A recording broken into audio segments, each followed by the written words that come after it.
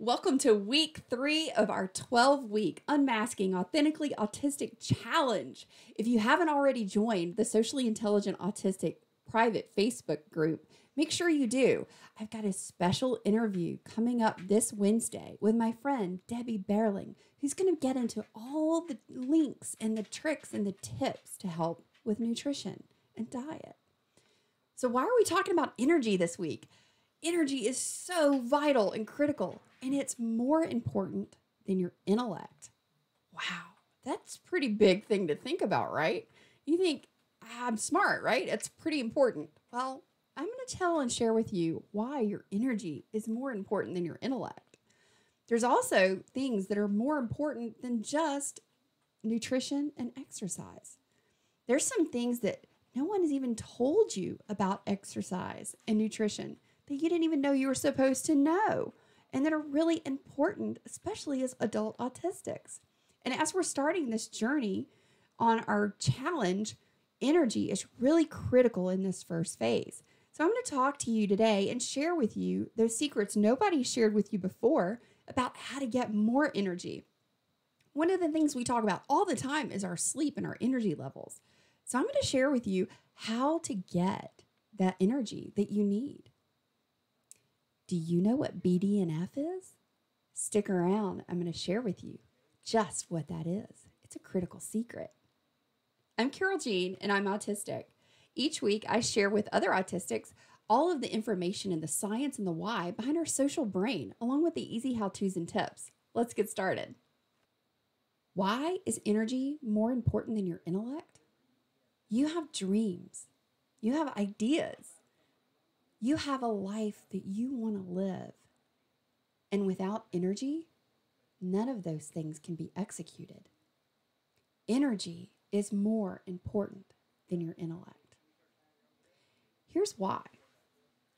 Every day, you have a finite amount of energy. But through changing your nutrition, which is what you consume, your food and your beverages, because they fuel your cells. And your cells have these incredible little tiny powerhouses called mitochondria. You would think that by exercising, you would be depleting your energy. Science shows otherwise. Exercise actually gives you energy, and it gives you some other amazing things. One of those things is BDNF, and we'll talk about it. Let's start with nutrition, though. Nutrition is really vital. And one of the things that as autistics, we have to be really mindful of, and because food is often a challenge for us because of taste or texture, those aren't always easy things. We are very sensitive to certain smells, and we're sensitive to certain textures and taste, and there's lots of things about food that can really be hard. Well, that changes and kind of narrows our nutrition base when that happens. It's a process, right? Like everything else. Well, one of the things I'd like to mention and really would like for you to think about and become aware of is allergies. There was a recent study that came out, and it was 2018, and it was from the University of Iowa College of Public Health. And they found that patients with autism spectrum disorder showed a higher amount of diagnoses of food, respiratory, and skin allergies. And I know from a lot of my conversations with other autistic adults, other autistic females in particular, that we have a lot of gut issues, and the autoimmune issues were also more prevalent in ASD patients in this study that they did. So I want you to be aware of there are 8 common food allergies. And I'm going to read the list to you. Number 1 is cow's milk, eggs, tree nuts, peanuts, shellfish, wheat, soy, and fish. Those are the 8 most common allergens. What I have found is, well, my dad's a celiac, so wheat would most definitely be something I'd have to be careful of. My mom is incredibly allergic to cow's milk and soy, so I've had to be careful of those. There are certain things in our DNA that predispose us to certain allergens and certain allergies. So be aware of your family history if you can, of knowing what you could potentially have food allergies to. When I started my nutrition journey to try and get more energy because I was exhausted all the time, and I thought, this is crazy. There's got to be something I can do. And having been a science student, I said, you know what? I know that on a cellular level, that's where I've got to start. And I've got to start with my nutrition because everything I put in my body is fueling my cells. And it's either helping me and giving me energy or it's potentially taking it away. So I started to do things one at a time. And I started with what I knew was going to be a potential allergy to food in my food. So I cut out one thing at a time, slowly, so that I could see what was affecting me. Before you make any big changes or any changes to your diet or your exercise, make sure that you consult with your family physician. They know you better than anybody. And what I'm sharing with you today is just from my personal experiences, from my personal research and how I've applied it to myself as an adult autistic woman. I hope that what I share with you helps create a conversation where you can have a talk with your family doctor and make those changes too. Things that are going to help you get more energy. So once I started to eliminate the allergens in my diet, I started to feel a lot better. And I didn't realize how bad I felt till it felt better. And that happens with a lot of things. And one of the things I want you to also be aware of is your hunger. This week in week 3, you're going to be doing food journaling and exercise journaling. And I'm going to recommend some apps to put on your phone. They're going to make it so much easier. They're time savers. It really makes it so much easier and faster. And there's things that you can use in an app now for food diaries that you can just type in the brand of the food and it pulls it up and you can just select it. It's way easier than having to like remember it all and try and write it down. I made the mistake of trying to remember things sometimes at the end of the day or after I did it. I found that if I had my phone and I had the app right there and I could just pull it up as I was preparing the food or as I was eating it or right after I finished, I was much more accurate and I was able to keep track of it in a much easier way. And it all stayed in that one place, so the app really helped. So I'm going to share those with you at the end. What I want to talk about next is exercise. And that's crazy, right? Because when you think of exercise, you think I'm using and I'm expending energy. How in the world am I getting energy if I'm giving out energy, right? Well, the research science shows us that you actually gain energy when you exercise. But here's the secret that nobody tells you. And this isn't the thing that like everybody shouts from the rooftops, but it's amazing science and it works because I've been doing it and I've noticed a difference. I started exercising pretty regularly on a consistent basis back in 2016. But since I learned this little tidbit and I've started doing exercise differently and I started doing it at a certain time of day, man, it has really made a huge difference. And I can tell what it is that when you first wake up in the morning, your cortisol levels, which is your stress hormone, is higher than any other time in the day. That's when you exercise, when you first get up. And here's the reason why. You are going to release neurotransmitters by exercising that flood your body with these amazing feel-good endorphins, GABA, and BDNF. And we're going to talk a little bit more about BDNF in a minute. But what happens is when those neurotransmitters are released through exercise, it takes a minimum of 20 minutes of good exercise. And by good exercise, I mean 10 minutes of cardiovascular exercise where you're raising your heart rate and 10 minutes of a specific motion-based stretching, resistance exercising afterward. So what happens is when you do that and you're releasing all those neurotransmitters, you're canceling out those high levels of cortisol, of stress hormone. And what's released in the GABA and the norepinephrine and the endorphins, those help you increase your feel good. They increase your clarity. They increase your critical thinking. They also increase your memory. And one of the things that GABA does is it decreases your anxiety. That's amazing. I don't know about you, but anything I can do to help decrease anxiety and stress, I'm doing it, right? So, did I start doing 20 minutes a day? Absolutely not. In 2016, when I started exercising after being sick, I was in the bed. I couldn't really stand up without falling over. So what I did was I started doing it in the bed. I started it by just pumping my ankles and doing some stretches, maybe a minute at a time. So start where you are. It doesn't matter. If I can start in the bed just doing things that for 30 seconds to a minute, and you just gradually work up, that's great. That's where you are, and that's where you start. Don't feel intimidated. Don't feel like just because where you are now is where you're going to be tomorrow. That's not true. You're not going to be there tomorrow. Where you were 5 years ago isn't where you are today. We're going to do this together. If you've got questions or you've got challenges, reach out and ask. I'm more than willing to help you and answer any questions, and I'm always going to be here to encourage you. I was 256 pounds in the bed, and I could hardly stand up because I had been sick for so long. I've lost almost 70 pounds, but that wasn't why I started the journey. I was doing it because I wanted to feel better. I wanted to be able to have energy and do things and to live my life and fulfill my dreams.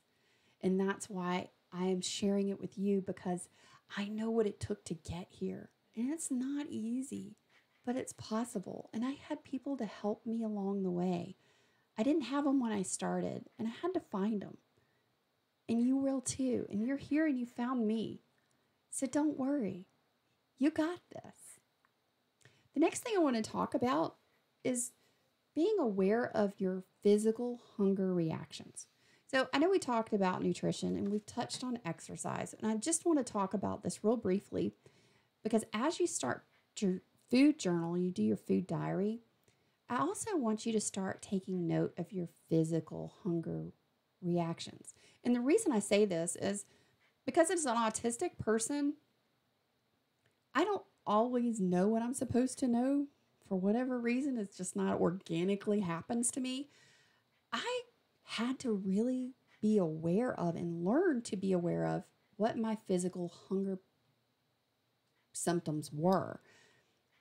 Even knowing what I know today, it's still it'll still get me. Like I will go and all of a sudden it's 3:30 in the afternoon and I forgot to eat.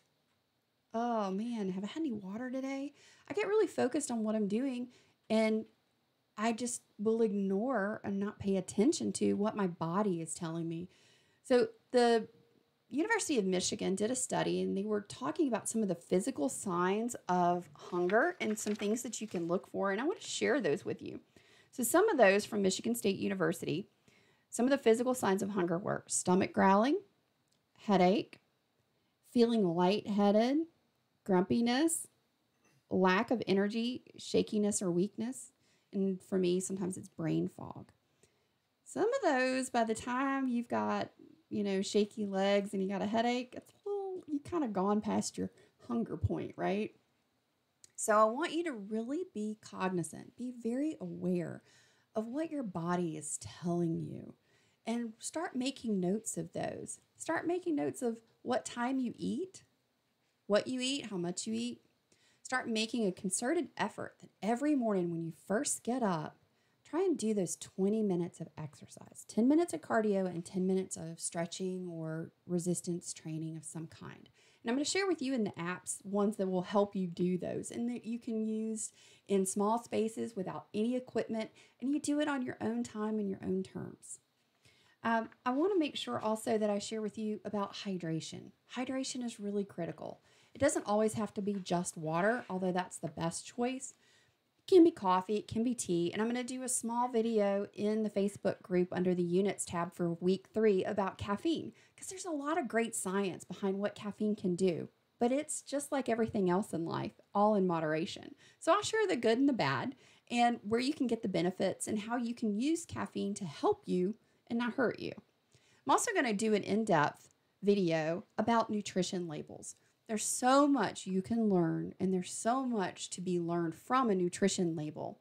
And that has to go into serving size as well as ingredients, and also just being able to compare, because sometimes those flashy covers on the box that say low fat or light, when you get into the nutrition label, sometimes the regular product is a lot healthier, less sugar. It was kind of surprising to me to find that something that's touting itself as being really healthy and good for you was worse for you than the original product. As you start week 3, and as you're starting your food journaling, I want you to take it easy on yourself. Don't be harsh. Where you are is not where you're going to be tomorrow or next week. We're starting a journey, and this journey requires a lot of energy in this first part, because in phase 1 in the destruction of changing our habits and creating those habits and behaviors that become automatic, that's a 66-day journey. And we're in that first 22-day phase where energy is really critical. I just want you to take the time to start becoming more aware, because awareness leads to choices, different choices, better choices, and it leads to better and different outcomes.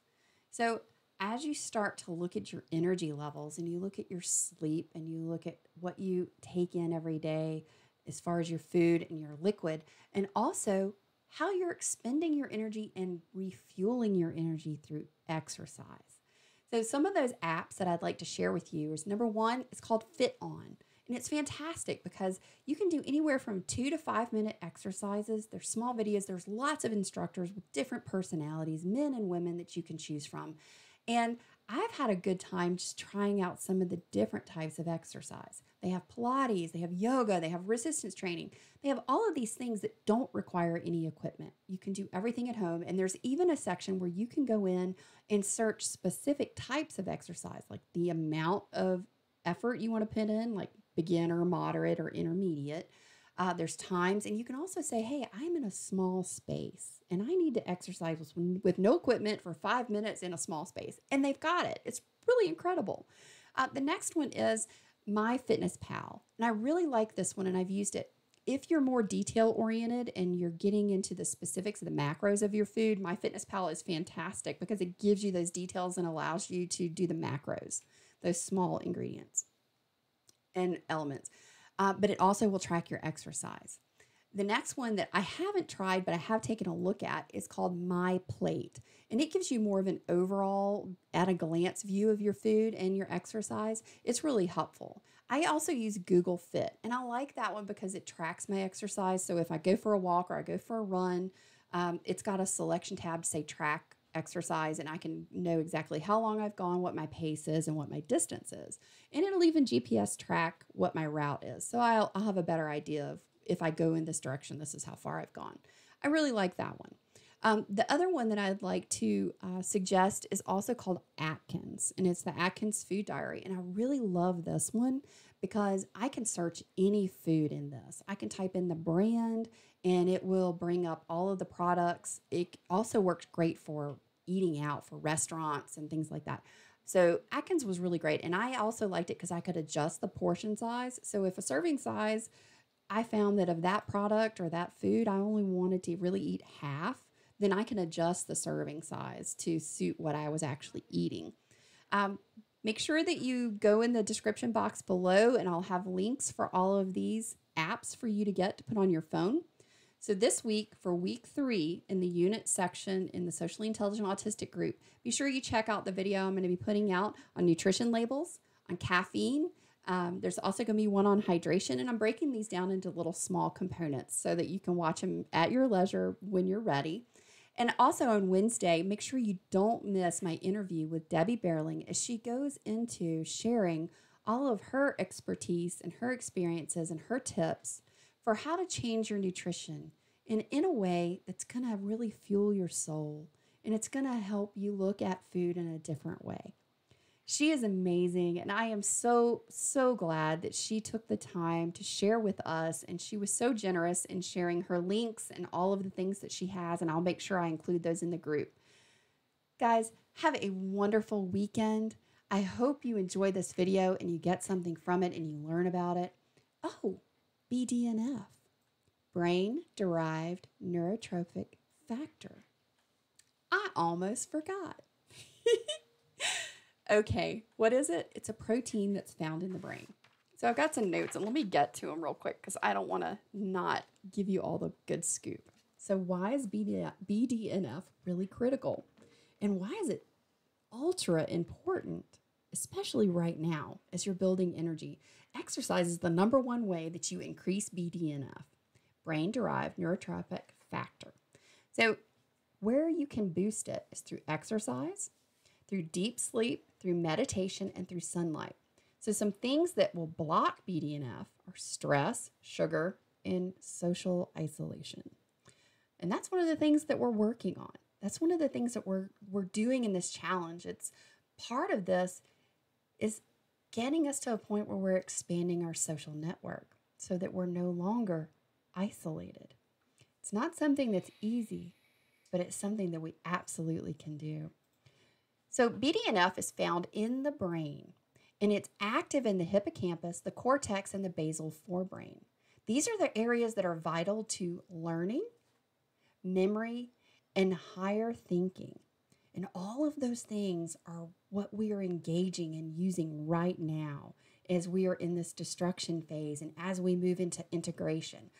Energy is really critical, and so is BDNF.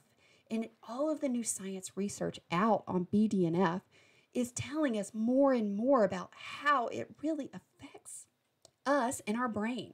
It is the protein that goes in between the nerve cells, the synapse, where cells communicate, cell to cell. And with BDNF, in between those, that's helping create more neuroplasticity. Remember, cells that wire together, fire together. And what we're doing is creating new wiring, new connections. So BDNF is really critical. And that's one of the main reasons that you want to make sure that you're getting in that exercise, but at the right time and in the right amounts. Start with 20 minutes every morning as best you can, first thing in the morning. Get rid of those high stress hormone levels by flooding your body with those feel-good endorphins and that GABA that's going to lower your anxiety. And you're also going to raise your BDNF. I'll see you on Wednesday.